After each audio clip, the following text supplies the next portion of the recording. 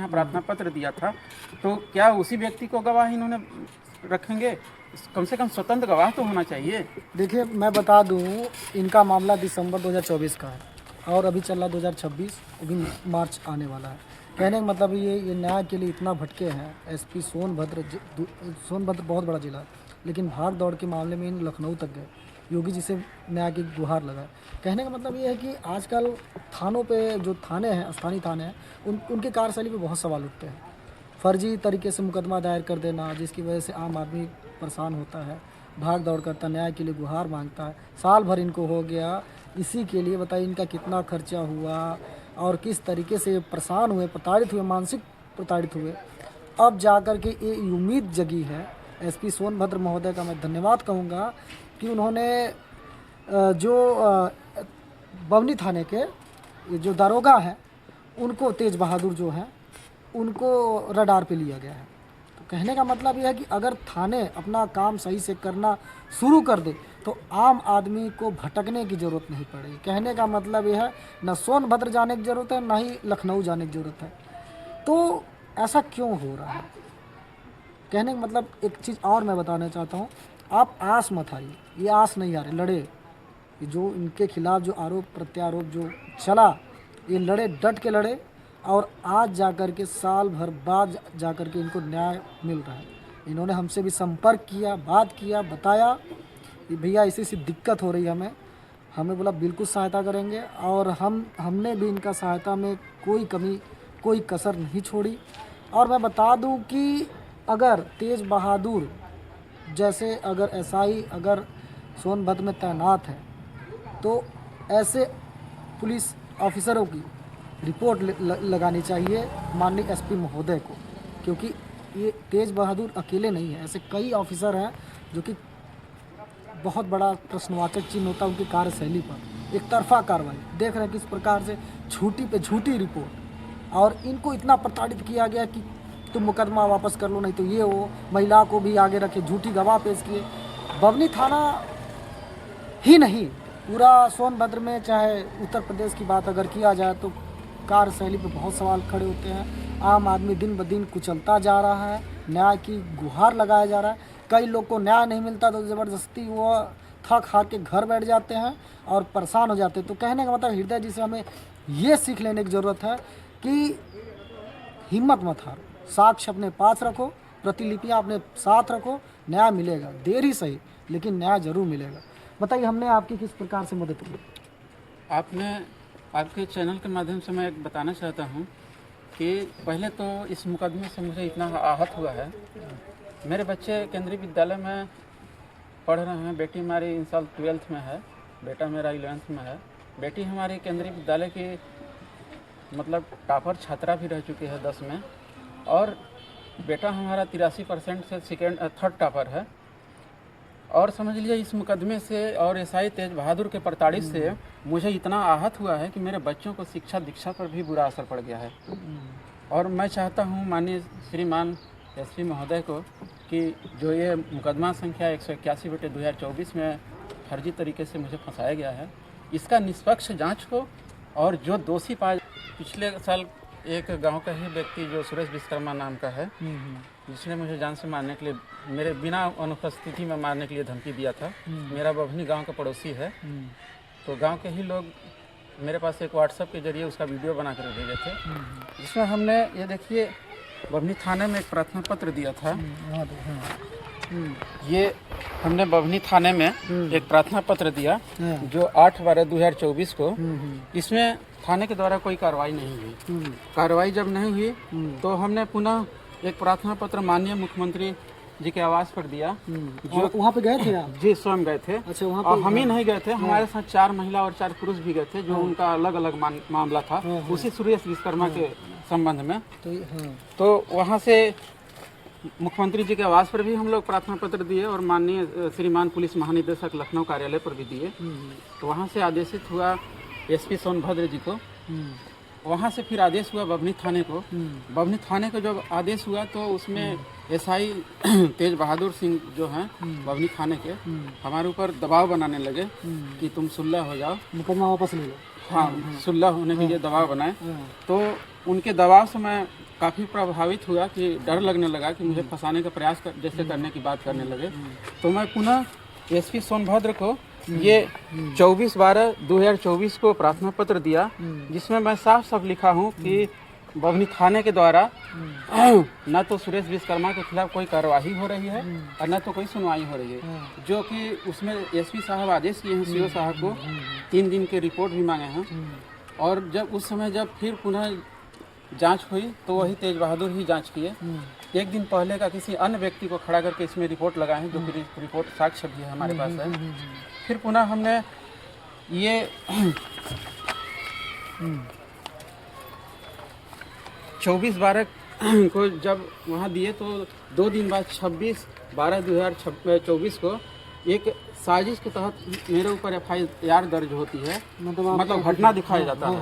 26/12/2024 रात करीब 10 बजे कि दिनेश गांव का ही दिनेश शर्मा नाम का एक लड़का है, मतलब कि हम सुलह नहीं हुए तो इस तरह से हमारे ऊपर इल्जाम लगाने लगे, जिसमें कि गांव के ही 3 अन्य लोगों को भी अभियुक्त बनाया गया। मुझे तो बनाया ही गया, लेकिन गांव के ही 3 अन्य लोगों को अभियुक्त बनाया, जिसमें लालजीत हैं, गंगाराम है और सूरज हैं। और उसी 26/12/2024 को ही गंगाराम का बैठन के आसपास एक सड़क दुर्घटना भी हुई थी, लगभग शाम को 6 बजे, जिसमें एक कोई साहू जी हैं, उनका पैर भी टूट गया था, जो नेहरू में करीब 3 महीना इलाज भी चला है। अब बताइए कि जो व्यक्ति सड़क दुर्घटना में एक्सीडेंट हुआ है सेम 26/12/2024 को ही, वह व्यक्ति जाकर के बभनी से करीब 3 किलोमीटर 4 किलोमीटर दूर धरमखाना गांव में वो दिखाया गया कि ये भी उस मारपीट में सम्मिलित है। बताइए, मतलब एक्सीडेंट हुआ और उसको अभियुक्त बनाया गया। हाँ, अभियुक्त बनाया गया। फिर हम लोग को काफ़ी डराया धमकाया गया SI तेज बहादुर सिंह के द्वारा। बभनी थाने के हैं, मैं बता दूं। हाँ, SI तेज बहादुर बभनी थाने के हैं, अभी मौजूदा भी वहीं हैं कार्यरत। फिर हमने 20/5/2024 को श्रीमान पुलिस महानिदेशक लखनऊ में मैं और मेरी पत्नी जाकर के एक प्रार्थना पत्र दिए दोबारा। हाँ, कि मेरे ऊपर एक फर्जी मुकदमा लिखा गया है, अपराध संख्या 181/2024, जिसमें कि निष्पक्ष जांच करने के लिए एक प्रार्थना पत्र वहां से देकर आया। और उसमें आज तक मुझे ये पता नहीं चला कि उस प्रार्थना पत्र में क्या रिपोर्ट लगा, क्या सुनवाई हुई नहीं हुई। फिर पुनः मैंने ये 22/12/2025 को श्रीमान पुलिस अधीक्षक महोदय सोनभद्र को प्रार्थना पत्र लिखा कि मुकदमा संख्या 181 का निष्पक्ष जांच होना चाहिए।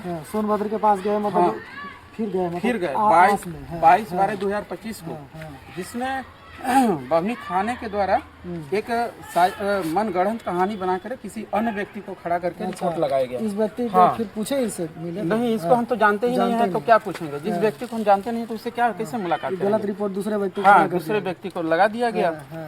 फिर हमने अभी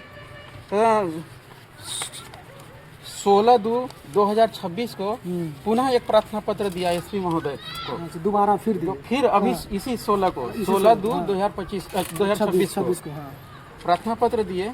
तो उसमें एसपी साहब पूरा साक्ष्य हमारा देखे और उस अपराध संख्या के बारे में भी देखे। फिर हमको समय दिए कि तुम 2 दिन बाद 18 तारीख को हमारे यहाँ आना, जिसमें मैं जो विवेचक अधिकारी हैं बभनी SI तेज बहादुर, उनसे मैं लाइव बात करूंगा। तो 18 तारीख को हम गए तो उन्होंने श्रीमान CO दुद्धि क्षेत्राधिकारी हाँ, तो वो लाइव के माध्यम से बात किए कि ये हृदय राम हमारे पास आया है, इसका क्या मामला है। तो उन्होंने बात की आपस में, और फिर SI जो मुकदमा लिखे हैं हमारे ऊपर एक गलत तरीके से फर्जी मनगढ़ंत कहानी बना करके, उस मुकदमा के बारे में उनसे SI से भी बात हुआ SP साहब का। फिर एक जांच के लिए आदेश दिए हैं श्रीमान दुद्धि CO साहब को कि मुकदमा संख्या बभनी में जो मुकदमा संख्या 181 है 2024 का, इसका पुनः जांच होनी चाहिए।